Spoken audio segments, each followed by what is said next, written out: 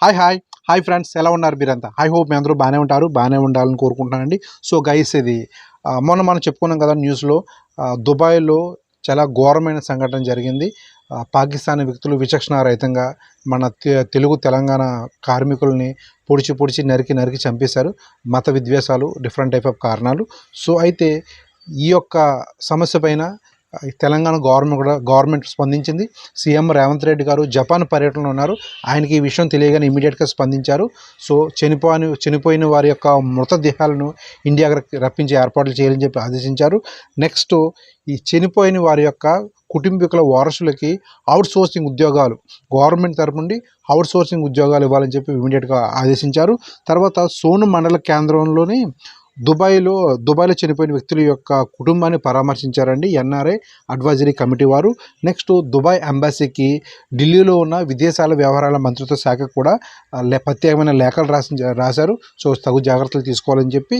Next, CM Revanth Reddy గారు గతంలో మాట ఇచ్చిన విధంగానే గల్ఫ్ కార్మికులకి అండగా ఉంటాము మాటిచ్చిన విధంగానే, సో గల్ఫ్లో చనిపోయిన తెలంగాణ తెలుగు కార్మికులకి 5 లక్షల రూపాయలు ఎక్స్గ్రేషియా అందరికీ అందజేస్తున్నారు. చాలామందికి ఇంతకుముందు అయితే ఆ దగ్గర ఉన్న ఎమ్మెల్యేలు వెళ్ళి స్వయంగా చెక్లు ఇచ్చేవారు.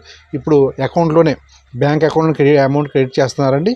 సో తెలంగాణ ప్రజాభవన్లో ప్రత్యేకంగా ఈ ప్రజావాణి కార్యక్రమం ఏర్పాటు చేసి గల్ఫ్ దేశాల్లో ఎవరైనా ఇబ్బందులు ఉన్నారో వారి కుటుంబీకులు వెళ్ళి తెలంగాణ ప్రజాభవన్లో వారి యొక్క సమస్యలను తెలియజేయచ్చు. అక్కడ సమస్యల్ని వారు ముందుకు తీసుకెళ్ళి వారికి న్యాయం జరిగే విధంగా చేస్తున్నారు. చాలా కేసులు తెలంగాణ ప్రజావాణిలో ఈ రిజిస్టర్ అయిన కేసులు, చాలా వరకు కేసులు ఇప్పటికీ చాలా వరకు సాల్వ్ చేశారు.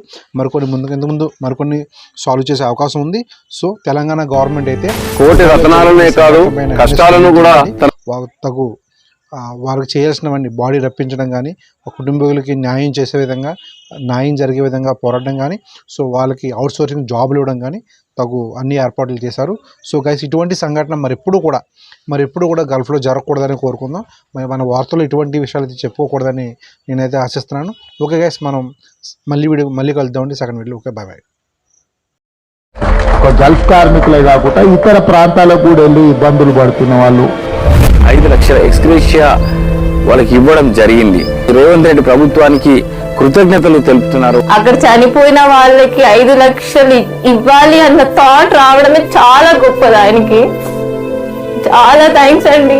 5 లక్షల వల్ల మా అమ్మ ప్రశాంతంగా నిద్రపోగలుగుతుంది.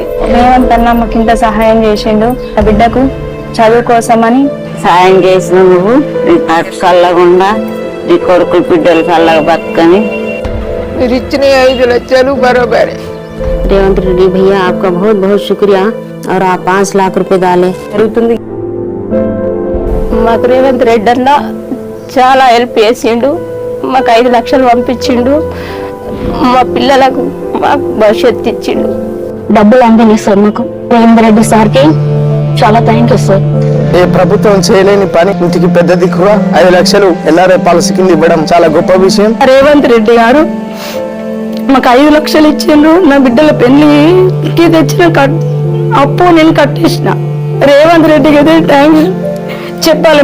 మరి ధన్యవాదాలు. అయినకైతే గల్ఫ్ లో చనిపోతే ఈ దేశంలో ఇప్పటివరకు కూడా ఎక్స్గ్రేషియా ఇచ్చిన ప్రభుత్వం ఏది లేదు. 15 లక్షల గల్ఫ్ వలస కార్మిక కుటుంబాలకి తమ ప్రభుత్వం అండగా ఉందని భరోసా ఇస్తుంది రేవంత్ సర్కార్.